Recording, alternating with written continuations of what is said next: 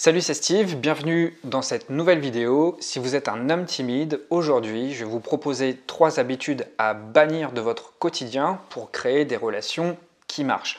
Alors vous allez me dire pourquoi les hommes? Eh bien tout simplement parce que ma chaîne s'adresse aux hommes et puis dans le contenu que je vous délivre, je m'inspire beaucoup de mes propres expériences et donc les expériences que j'ai vécues sont issues de mon identité masculine. Alors je parle de relations, que ce soit clair dès le début, ça peut être des relations sociales ou des relations plus intimes. Je ne me focalise pas uniquement sur les relations intimes, je parle aussi d'amitié ou de relations professionnelles. Donc ce que je vais vous partager là, vous allez comprendre les idées, vous allez comprendre le concept, c'est facile à s'approprier. Néanmoins, ce qui est très important de faire, comme vous le savez, c'est de passer à l'action. Donc prenez note de tout ce que je vais vous dire, mais aussi, une fois que la vidéo sera terminée, je compte sur vous pour mettre en place les conseils que je vais vous donner. Avant d'aborder ces 3 points, sachez que si vous avez besoin d'avoir mon avis sur la situation que vous êtes en train de vivre et si vous voulez bénéficier de mes conseils, vous pouvez accéder au coaching en cliquant sur le lien, sur le premier lien dans la description de la vidéo. Maintenant, sans plus attendre, on va commencer par le premier point. Alors, lorsqu'on veut développer des relations épanouissantes et qu'on est une personne timide, la première chose à bannir de vos habitudes, c'est d'essayer d'adopter des rôles qui ne sont pas les vôtres. Vous êtes une personne timide, c'est ok. Il n'y a pas besoin d'essayer de se muter en une personne extravertie et d'avoir un rôle, de jouer un rôle qui ne vous ressemble pas. Ça, c'est le problème de beaucoup de personnes qui veulent s'émanciper, qui veulent avoir des relations plus riches. Elles pensent que la solution vient en adoptant une solution clé en main. Alors il y a certaines personnes qui se mettent à boire pour se sentir plus décomplexées et plus à l'aise dans leur corps et avoir des relations plus fluides. Le souci, c'est qu'on fait des choses qui ne nous ressemblent pas et le lendemain, on est toujours confronté avec son problème de timidité, en plus de la gueule de bois. Et puis il y a d'autres personnes qui vont essayer d'apprendre, comme je vous l'ai dit, des solutions clés en main, avec des punchlines, avec des phrases, mais le problème c'est que ça manque de spontanéité, et aussi ça contribue à jouer un rôle qui n'est pas le sien. En d'autres sortes, toutes ces techniques, ces raccourcis, tous ces trucs-là, ça brise la spontanéité et puis ça occulte votre vraie nature. Vous êtes timide, c'est ok, il faut l'accepter, il n'y a aucun souci à cela. Le monde est fait de personnes introverties, le monde est fait de personnes extraverties. Et puis ce qu'il faut comprendre, c'est que la timidité n'est pas une tare et que vous pouvez la tourner à votre avantage. Alors il n'y a pas de solution miracle, il n'y a pas de pilule, il n'y a pas de médicaments et il n'y a pas de phrase magique non plus. Simplement, ce qui va vous aider, c'est votre état mental. Et c'est le fait d'accepter votre timidité, non pas comme une tare, mais comme un trait de caractère, et vous allez pouvoir en tirer les avantages. Et en plus, vous allez rester honnête avec les autres et avec vous-même, donc vous allez rester parfaitement aligné avec votre personnalité. Je vous donne un exemple. Vous êtes en soirée, vous ne parlez pas aussi fort que les autres, vous n'êtes pas aussi à l'aise avec votre corps que les autres peut-être, vous n'allez pas aller au milieu du brouhaha, néanmoins vous pouvez aller trouver un coin tranquille où il y a d'autres personnes qui sont relativement plus tranquilles et avec qui justement vous allez pouvoir vous servir de votre timidité pour créer des relations qui vont nécessiter beaucoup plus d'écoute parce que vous allez parler moins fort. Donc lorsqu'on est avec une ou plusieurs personnes dans un coin plus tranquille, on peut se parler avec beaucoup plus d'écoute, beaucoup plus d'attention, beaucoup plus de confiance. Et là, il se crée un certain contexte d'intimité et ça va vous permettre de créer un mode de relation qui vous convient plus, qui est beaucoup moins superficiel, qui est beaucoup plus profond, où on s'assoit, on se pose. C'est comme ça que vous allez pouvoir attirer les bonnes personnes parce que en opérant de cette manière, vous allez attirer des personnes qui vous ressemblent. Et ces personnes ont probablement, comme vous, besoin de plus de calme, plus d'intimité, plus de tranquillité. Et les échanges vont être nourris avec beaucoup plus d'attention. Parce que lorsque c'est calme, lorsqu'on est posé, on prête beaucoup plus d'attention à ce que dit son interlocuteur. Alors la deuxième habitude à bannir de votre vie quotidienne, c'est de vous forcer à vous rendre à des événements sociaux qui ne vous ressemblent pas. Alors qu'est-ce que j'entends par événements sociaux ? Par exemple, ça peut être des habitudes d'aller voir toujours les mêmes personnes pour aller voir par exemple un match de foot ou alors juste aller voir les mêmes personnes parce que vous avez l'habitude d'aller les voir par le simple fait que vous les connaissez depuis longtemps. Or, si c'est l'effet longue date qui fédère votre groupe d'amis, ce n'est pas un élément suffisant pour que vous puissiez vous y sentir bien et intégré. Il faut qu'il y ait des intérêts en commun. Et c'est pas parce que vous êtes potes depuis le collège ou l'école primaire que ça suffit pour que vous ayez des relations épanouies avec ces personnes-là. Donc ce qui est important dans tout ça, c'est que les personnes que vous fréquentez, vous puissiez partager avec elles des centres d'intérêt. Si vous n'avez jamais fait cet exercice et que c'est la première fois que vous entendez une pareille chose, eh bien prenez le temps de lister sur une feuille, je sais pas, 10 centres d'intérêt. Les centres d'intérêt qui vous passionnent le plus. Ça peut être le voyage, ça peut être la lecture, ça peut être la gastronomie, ça peut être le vélo dans un pays précis, en Mongolie par exemple.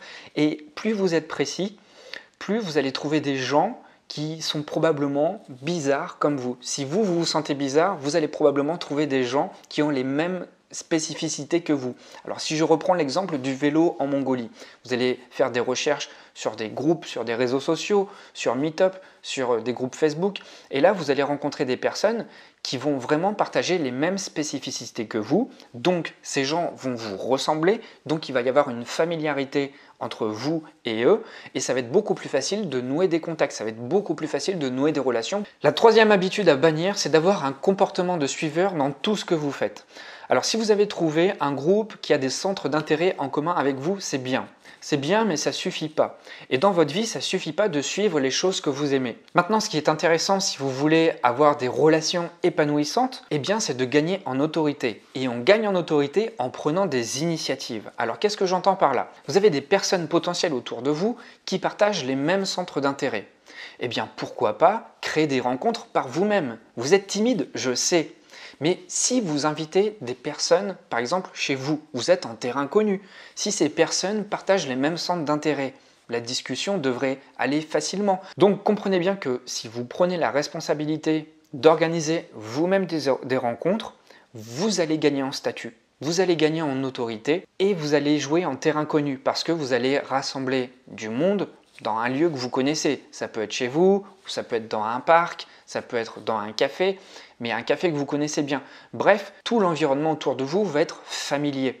Donc, si tout est familier, vous allez être beaucoup plus à l'aise. Et si de surcroît, vous invitez des personnes qui vous ressemblent, qui partagent les mêmes spécificités que vous allez avoir une communication simple, une communication beaucoup plus fluide. Alors, il faut quand même que je vous partage une anecdote me concernant. Il y a 5 ans, j'arrivais tout juste dans le département du Nord, sur l'île, et j'étais en train de vouloir quitter mon activité d'enseignant et je voulais créer vraiment mon activité d'entrepreneur. Et je m'étais dit, je ne sais pas trop comment faire, mais je pense qu'en créant des networking, c'est-à-dire des lieux de connexion entre personnes, entre entrepreneurs, eh bien, je vais élargir mon cercle relationnel. Même si ce n'était pas facile à mettre en place psychologiquement, une fois que j'ai mis les actions en place, j'ai vraiment réalisé que c'était un truc super puissant. Parce qu'en fait, qu'est-ce qui s'est passé? J'ai initié le mouvement. Je suis allé sur les plateformes de réseaux sociaux, sur Meetup, et j'ai proposé aux gens de se rencontrer autour d'une thématique. L'objectif de tout ça, c'était de partager notre expérience d'entrepreneur et d'élargir nos relations professionnelles. Alors, ce qui s'est passé avec cet événement professionnel, ce networking, c'est que j'ai réuni des gens dans un café et les gens sont venus rapidement vers moi. Donc, en fait, c'était beaucoup plus compliqué psychologiquement que sur le terrain de vaincre ma timidité parce qu'à partir du moment où vous créez un événement, vous prenez le leadership. Les gens vous remercient tout simplement d'avoir organisé cet événement et c'est naturel en fait. Vous gagnez en statut à partir du moment où c'est vous qui initiez la rencontre. Vous allez voir, ça se fait naturellement. Vous n'avez pas besoin d'adopter une posture spéciale, à vous gonfler le torse ou à parler plus fort ou à vous mettre debout sur une table. Je vous assure, faites le test. Rassemblez du monde qui partage les mêmes traits spécifiques que vous dans un lieu. Vous allez voir que tout de suite, vous allez avoir une autorité, un statut qui va être rassurant pour vous et qui va faire que les autres vont venir vers vous naturellement. Alors vraiment faites le test, hein. Si par exemple vous êtes fan de cinéma, vous pouvez faire un groupe Facebook dans votre ville sur le cinéma, vous faites une soirée film chez vous, vous mettez un vidéo proche, vous faites un petit apéro avant, vous allez voir que les gens vont nouer très facilement des liens avec vous. Donc voilà, je vais vous résumer ces 3 habitudes à bannir. La première habitude, c'est de ne plus jouer un rôle qui n'est pas le vôtre. Ne jouez pas la personne extravertie. Ne venez pas avec vos répertoires de punchline pour briser la glace en société. Soyez simplement vous-même. La deuxième habitude à bannir, c'est de vous forcer à participer à des événements qui ne vous ressemblent pas, c'est-à-dire n'allez plus avec des personnes qui ne partagent pas les mêmes centres d'intérêt que vous. D'accord? Même si c'est des amis de longue date et que, voilà, il n'y a pas vraiment de centre d'intérêt, vous allez continuer à vous emmerder avec ces personnes-là. La troisième habitude à bannir, c'est d'être un suiveur dans tout ce que vous faites. Autant que possible, soyez l'initiateur de rencontres. Même si vous êtes timide, et je sais que c'est possible, pour l'avoir fait. Vous pouvez être la personne qui, le matin, amène les croissants. Comme ça fait une réunion de collègues autour d'un petit moment commun et vous êtes l'initiateur de ce mouvement. Vous pouvez le faire autour de votre passion. Voilà, si vous souhaitez en savoir plus pour avoir plus d'aisance sociale, pour créer plus de relations, pour vaincre la timidité, vous pouvez encore une fois cliquer sur le lien dans la description.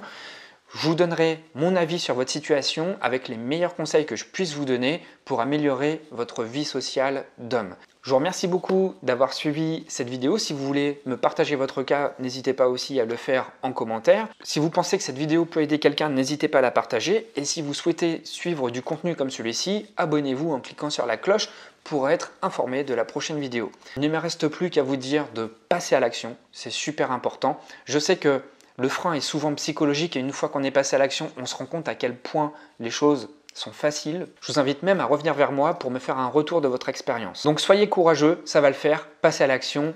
Moi je vous dis à très vite, portez-vous bien.